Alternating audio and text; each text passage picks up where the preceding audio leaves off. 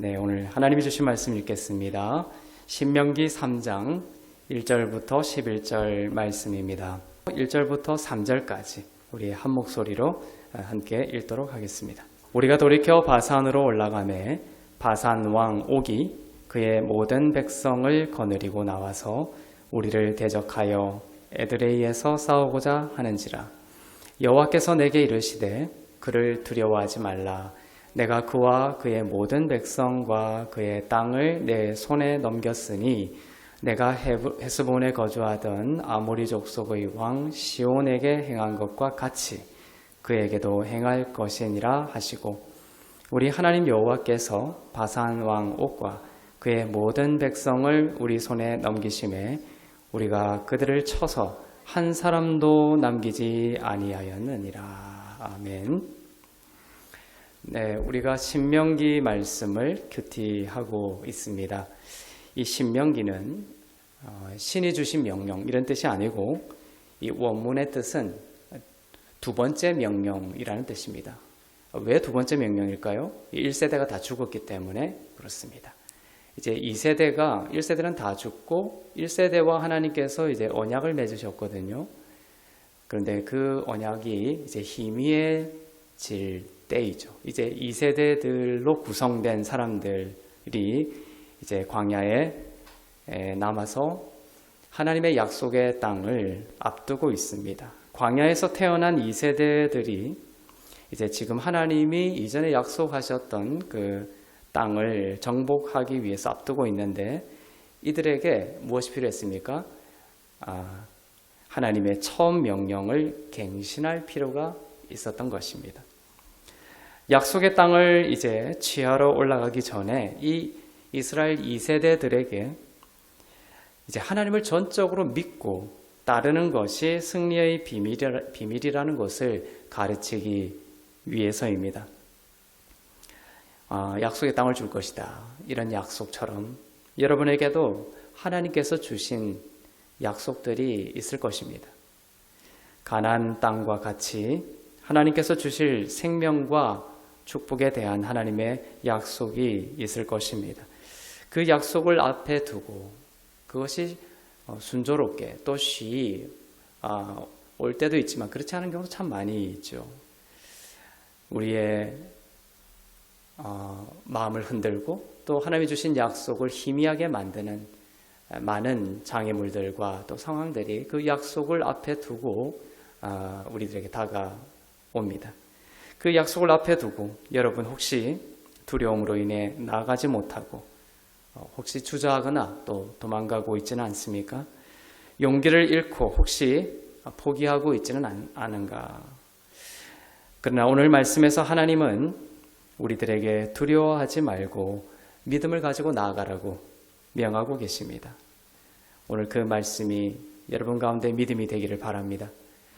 광야의 삶도 쉽지 않았죠.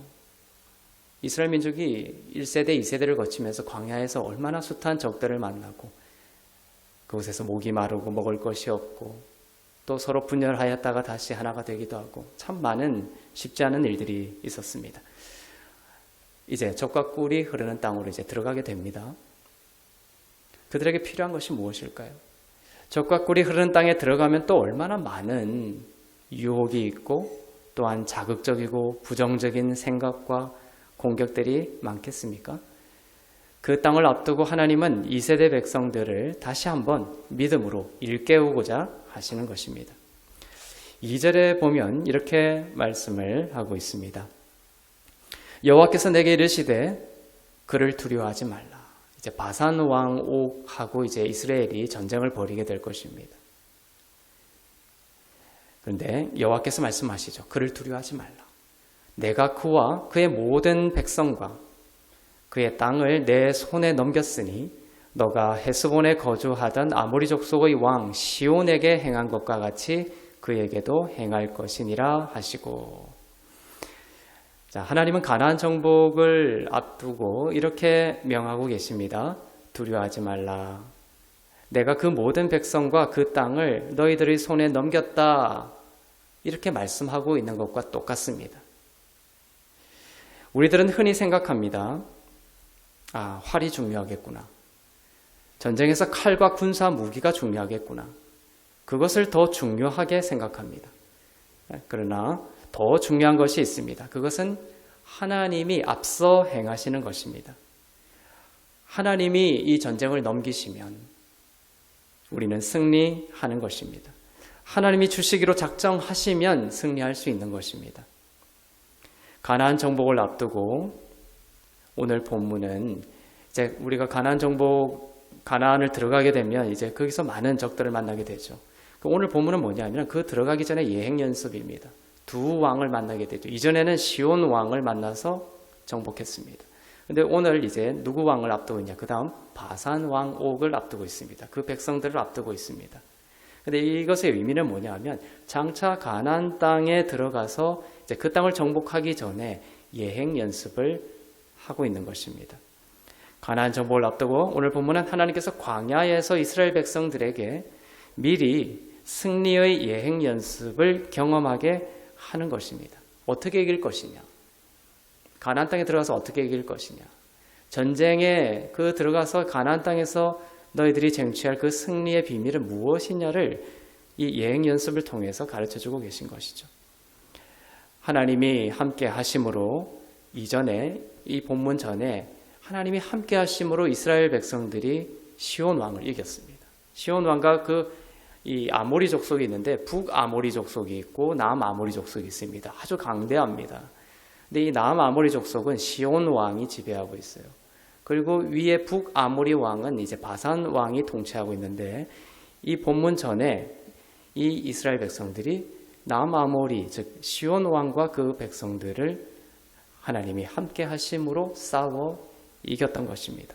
그리고 오늘 본문에서 하나님이 함께 하심으로 광야에서 이스라엘은 북아모리 족속인 바산 왕과도 싸워서 이제 이기게 되는 것이죠. 광야에서 이스라엘이 만난 이 시온 왕과 바산 왕은 대단히 강한 적들이었습니다.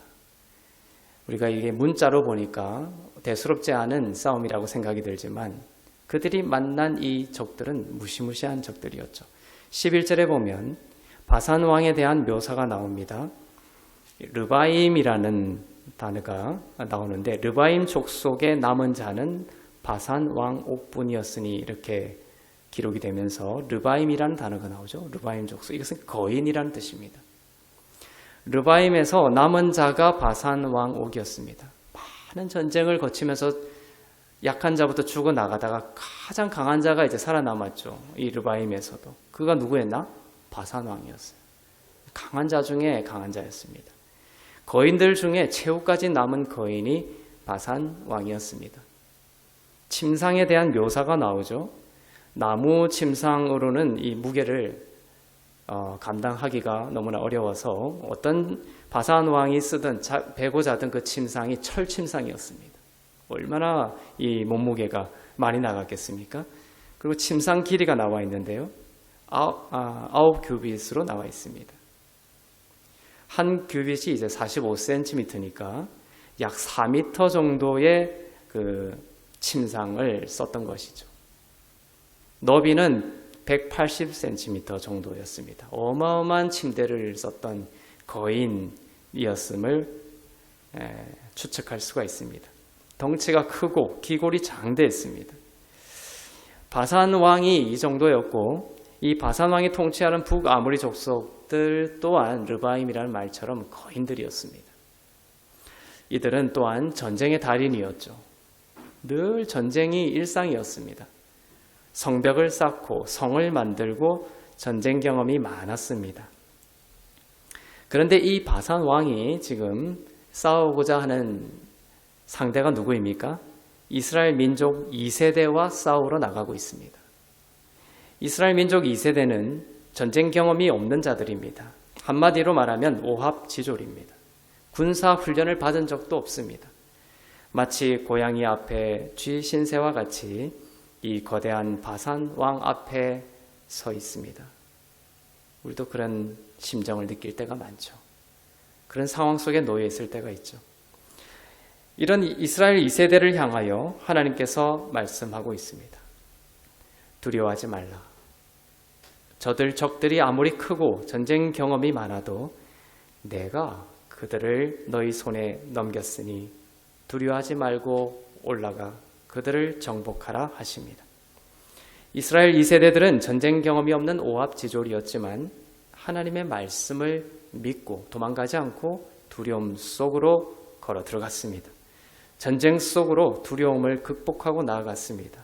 그리고 하나님의 약속대로 6절에서처럼 모든 것을 진멸하였습니다. 기록에 보면 한 사람도 남기지 않고 멸절하고 빼앗았습니다.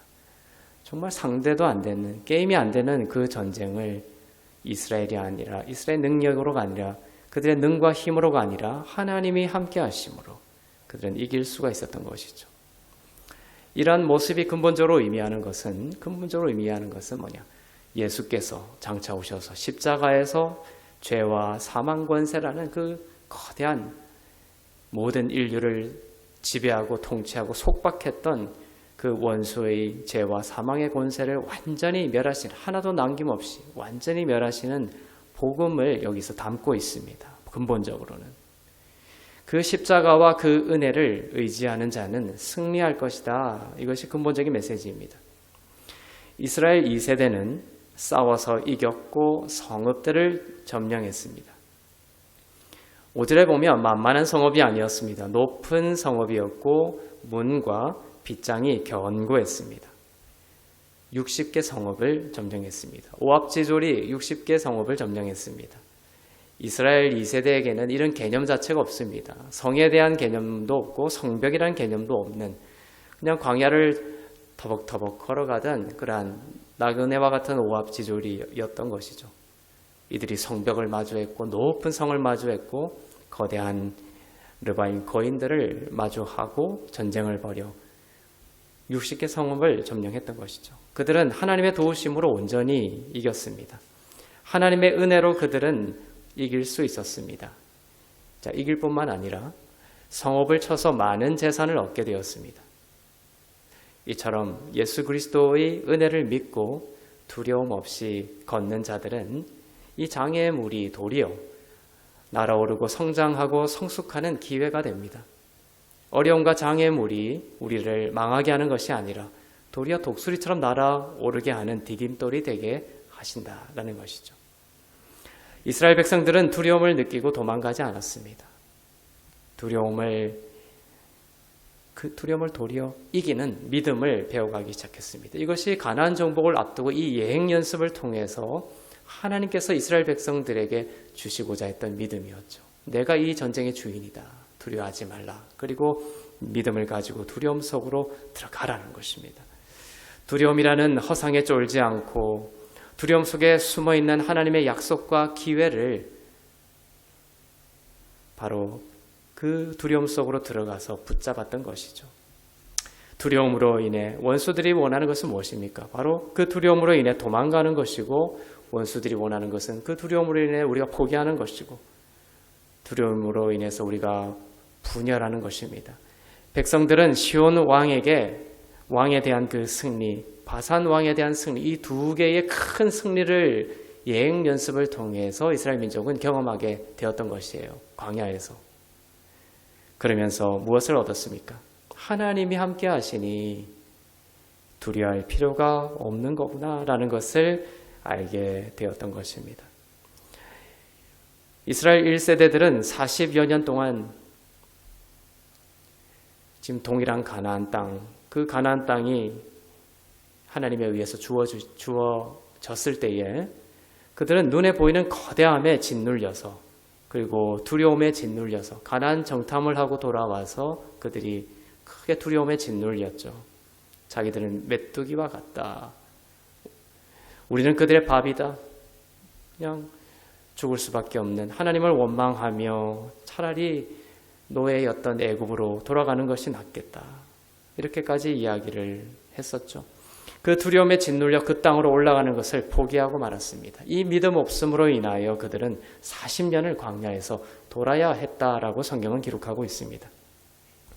자, 동일한 땅이에요. 1세대들이 마주했던 그 동일한 땅. 그것을 앞두고 그들은 두려워했고 두려움 속으로 걸어 들어가지 못하고 도망갔고 그래서 광야를 헤맸던 것입니다. 이제 2세대들이 이제 그 동일한 젖과 꿀이 흐르는 그 약속의 땅을 앞두고 있습니다. 똑같이 이제 대응하기를 원하지 않았겠죠. 하나님은 이 신명기라는 두 번째 약속의 갱신을 통해서 또 이 시온과 바산 왕을 이기는 전쟁의 승리를 통해서 그들에게 이제 가나안 땅을 앞두고 이제 두려움 없이 하나님이 주신 그 약속의 땅을 마주할 것을 명하고 있는 것입니다. 우리들의 삶에도 하나님의 약속들이 계속 찾아오고 그것만 찾아오는 것이 아니에요. 항상 어려움과 시련과 또 고난이 함께 찾아옵니다. 가나안 땅을 앞두고 있는 백성들에게 하나님은 하나님의 약속을 믿고 예수님의 승리를 믿고 두려움 없이 도전하고 포기하지 말라라고 말씀하고 계신 것이죠. 가나안에 들어가기 전에 이렇게 시온 왕과 바산 왕에 대한 승리를 주시면서 땅도 주셨어요. 백성들이 차지한 땅이 이제 오늘 본문에 보면 묘사가 되어 있는데 헐몬산도 8절에 기록이 되어 있습니다. 얼마나 대단한 산이었냐 하면 신의 산이라는 뜻입니다. 사시사철 눈이 덮인 산이고 이 산에서 모든 그 이스라엘을 적시는 물이 흘러나옵니다. 그것을 이스라엘 백성들이 차지했어요. 이 전쟁을 통해서, 예행 연습을 통해서. 이 산에서 물이 흘러나와 요단강에 흐르고 갈릴리 바다를 이루고 가나안 온 땅에 젖줄 역할을 하던 이 헐몬산을 그들이 취하게 되었던 것입니다. 그러니까 이러한 하나님을 믿고 의지하고 예수 그리스도의 승리를 믿고 두려움을 주는 여러 상황들이 올지라도 흔들리지 않고 두려움 속으로 들어가 하나님의 약속을 취하면 이렇게 놀라운 헐몬산과 같은 아름답고 참으로 귀한 보배로운 하나님의 선물이 기다리고 있다는 것을 또한 보여주고 있는 것입니다. 헐몬산에 대한 이야기를 하고 있는 것이죠. 그들이 취한 땅. 장차 두려움 없이 하나님의 약속을 믿고 너희가 믿음으로 나아갔을 때, 젖과 꿀이 흐르는 땅으로 나아갔을 때 그 가나안 땅에서 얻게 될 하나님의 선물과 축복들은 또한 얼마나 더 대단하겠습니까? 실제로 싸우기 전에 우리가 어떤 전쟁을 앞두고 하나님이 주신 약속을 앞두고 이런 그 싸움 전에 우리의 머리와 마음 속에서 싸움이 먼저 일어납니다. 백성들이 이 두려움이라는 싸움을 직면했죠. 바산왕과 시온왕 그들을 맞부딪혀가지고 그들과 싸우기 전에 먼저 오는 싸움이 있어요. 그게 바로 우리의 마음과 머리 속에서 이루어지는 싸움이 있습니다. 여기서 져버리면 한 발짝도 나아가지 못하는 거예요. 믿음의 싸움이고 두려움과의 싸움입니다. 할 수 없다라는 목소리와의 싸움이고, 그러나 성경은 말씀하죠. 그리스도 예수 안에 있는 자에게는 능치 못함이 없다. 그렇지만 우리의 마음속에서의 싸움은 뭡니까? 할 수 없다라는 목소리들이 자꾸 우리를 이기려고 하죠. 지고 나면 끝장이라는 공포와의 싸움이고 나를 도울 자가 없다라는 고립과 외로움에 대한 싸움입니다. 그러나 이스라엘 2세대가 광야에서 이룬 승리는 온전히 하나님의 은혜로 얻게 된 승리였습니다. 이건 구약 이야기죠. 구약은 신약을 담고 내포하고 함의하고 있습니다. 이 2세대, 1세대와 1세대는 우리의 옛사람을 상징하고 2세대는 바로 예수 그리스도로 인해서 거듭나는 새로운 피조물인 하나님의 교회 성도를 상징하고 있습니다. 여러분은 구약보다 나은 십자가의 승리를 소유한 진짜 2세대, 참 2세대, 새 피조물들입니다. 하나님이 여러분에게 주시고 약속하시고자 하는 가나안 땅은 얼마나 아름답고 보배로운 하나님의 하늘의 문을 여시고 하늘에 속한 모든 신령한 것들을 여러분에게 주셨고 주신다고 약속하셨습니다. 하나님의 아들을 주신 하나님께서 그와 함께 다른 모든 것에 대한 승리를 약속하시고 또 그 모든 약속을 여러분에게 주시는 그러한 하나님의 자녀라는 것이죠. 믿음의 선한 싸움에서 승리하는 여러분이 되시고 두려움이 올 때마다 하나님이 함께 하신다. 그리고 이 언약입니다. 예수 그리스도의 승리, 이 승리를 통해서 이 은혜의 언약이 완성이 되었다. 성취가 되었다. 그리하여 정말 그때는 젖과 꿀이 흐르는 땅이었지만 이제 아브라함에게 약속한 모든 축복이 나에게 예수 그리스도의 언약의 성취를 통하여 참 2세대인 새 피조물인 우리에게 나에게 주어졌다는 것을 믿고 어떠한 어려움이나 또 약속을 흔들고 믿음을 흔들고 또 두려움을 주는 상황들이 올지라도 두려워하지 마시고 하나님이 함께 하시고 성령님께서 여러분 안에 함께 계시고 있음을 믿고 그 사랑과 기쁨으로 약속하신 주님이 약속하신 것들을 향해서 인내하며 걸어 들어가는 담대한 하나님의 사람들 다 되시기를 주님의 이름으로 축복합니다. 기도하겠습니다.